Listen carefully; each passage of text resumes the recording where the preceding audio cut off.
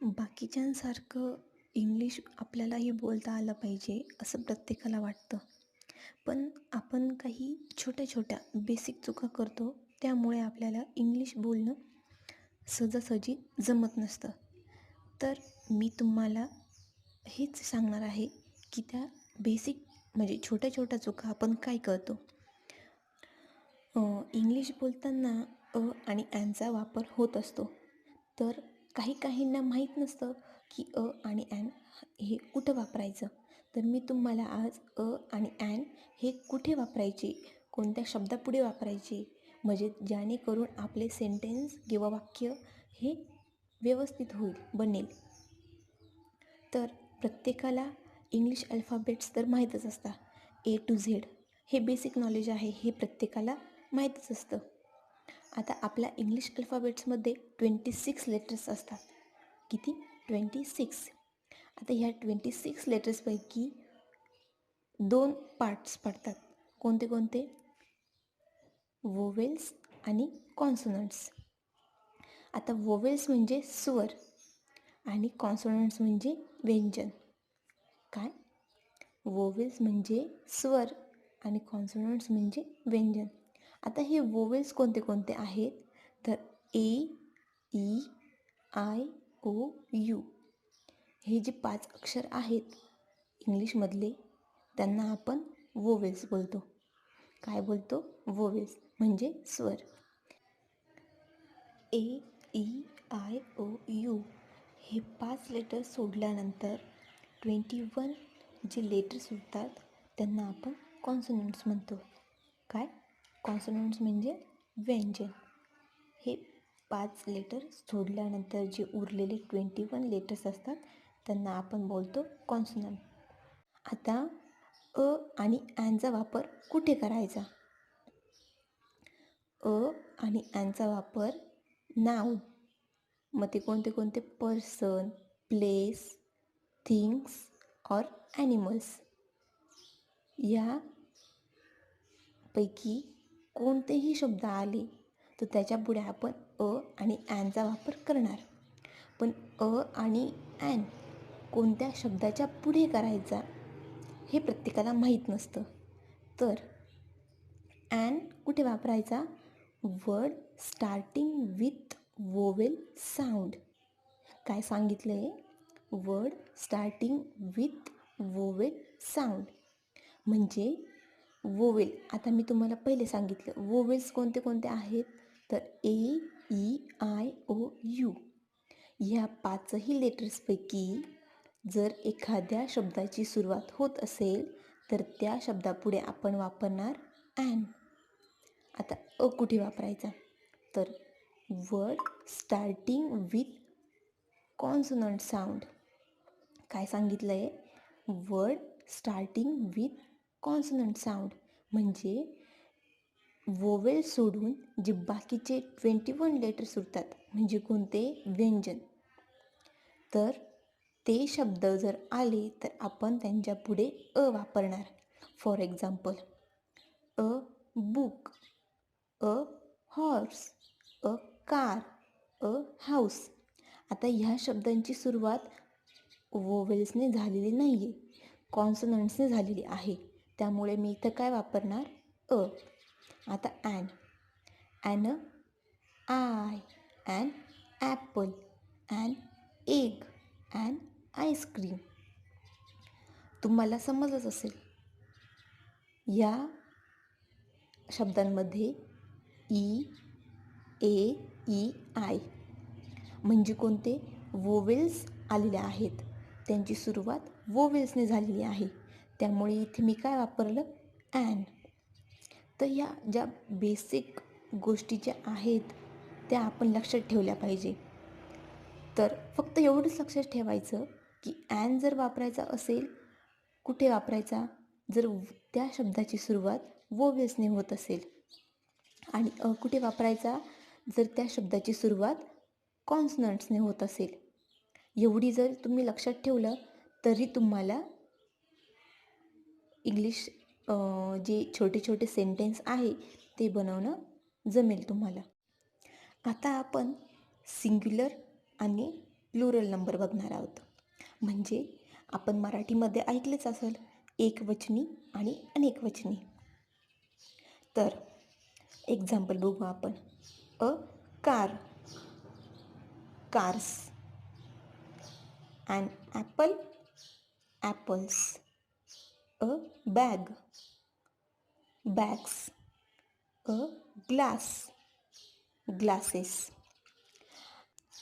आता प्रत्येकाला माहीत नसतं की एस आणि ई एस कुठे वापरायचा असतो. मोस्ट ऑफ प्लुरल शब्द बनवताना ई एस आणि एसचा वापर होतो.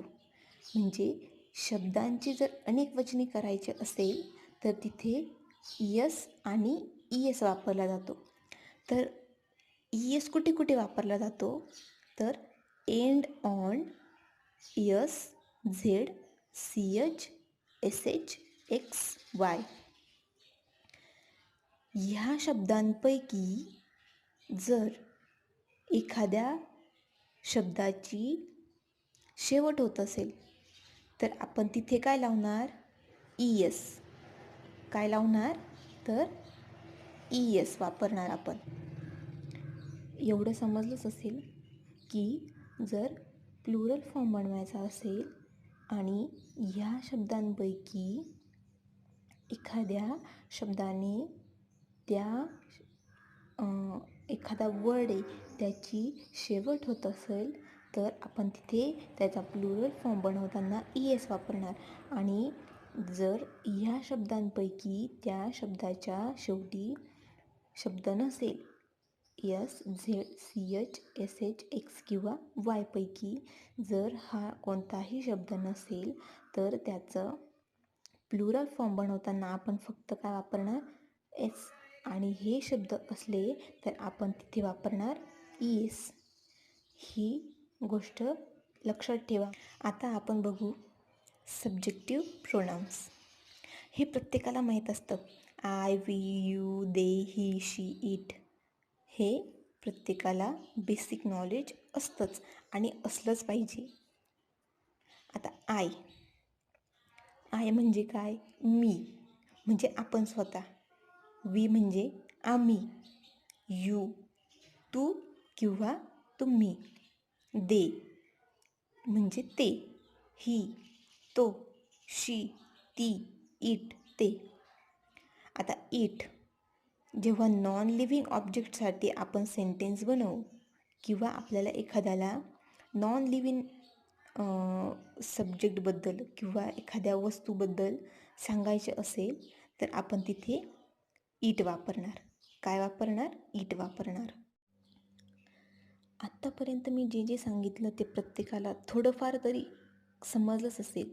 आणि मी काय एवढ्या अवघड भाषेत पण नाही सांगितलं आहे की कुणाला समजणार नाही म्हणून. तर आपण परत एकदा रिव्हिजन करू. आपण काय काय बघितलं ते. आपण सुरुवातीला काय बघितलं? वोवेल्स. किती असतात वोवेल? 5. कोणते कोणते? ए, ई, आय, ओ, यू. आणि कॉन्सोनंट्स असतात 21. जे ए, ई, आय, ओ, यू सोडून जे बाकीचे लेटर्स उरतात त्यांना आपण कॉन्सोनंट्स म्हणतो, म्हणजे व्यंजन म्हणतो. आता अ आणि ॲनचा वापर कुठे करायचा असतो आपण ते बघितलं. An word starting with vowel sound. म्हणजे ज्या शब्दाची सुरुवात वोवेल्सने होत असेल त्या शब्दाच्या आधी आपण ॲन वापरणार. आणि word starting with consonant sound म्हणजे ज्या शब्दाची सुरुवात कॉन्सनंट्सने होत असेल त्या शब्दाच्या आधी आपण अ वापरणार. त्याचे काही आपण एक्झाम्पल्स पण बघितले. असे तुम्ही एक्झाम्पल शोधा, त्याचा अभ्यास करा म्हणजे तुम्हाला समजेल. त्याच्यानंतर आपण सिंग्युलर आणि प्लुरल नंबर बघितले. आता सिंग्युलर आणि प्लुरल हे प्रत्येकाला समजतंच. एकवचनी आणि अनेकवचनी तर प्रत्येकाला करताच येतं. फक्त इंग्लिशमध्ये एवढं लक्षात ठेवायचं, ज्या शब्दाच्या शेवटी S, Z, C H, S H, X आणि वाय येत असेल तर आपण तिथे काय वापरणार? ई एस वापरणार. हा वेगळा पॉईंट आहे पण मी तरी तुम्हाला सांगून दिला म्हणजे तुम्हाला प्लुरल फॉर्म बनवताना जास्त अडचण येणार नाही. आता त्याच्यानंतर आपण सब्जेक्टिव्ह प्रोनाऊन हा पॉईंट्स बघितला. तर हे जे सब्जेक्टिव्ह प्रोनाऊन्स आहे, तर हे जे आपण बोलतो, जे सेंटेन्स बनवतो त्यामध्ये वापरले जातात. या सब्जेक्टिव्ह प्रोनाऊन्सनेच आपलं सेंटेन्स कंप्लीट होत असतं. तर हे तुम्ही लक्षात ठेवा. आय म्हणजे मी, वी म्हणजे आम्ही, यू म्हणजे तू किंवा तुम्ही, दे म्हणजे ते, ही म्हणजे तो म्हणजे एखादा मुलगा, शी म्हणजे एखादी मुलगी, इट म्हणजे ते म्हणजे आता आपण जे नॉन लिव्हिंग सब्जेक्ट असतात ना, ते सांगण्यासाठी आपण इट वापरतो. बेंच, परत फॅन, असं एखादे नॉन लिव्हिंग सब्जेक्टसाठी आपण इट वापरतो. इथपर्यंत तर प्रत्येकाला क्लिअर असेल. आणि काही डाऊट्स असतील तर तुम्ही मला कमेंटमध्ये करून सांगू शकता.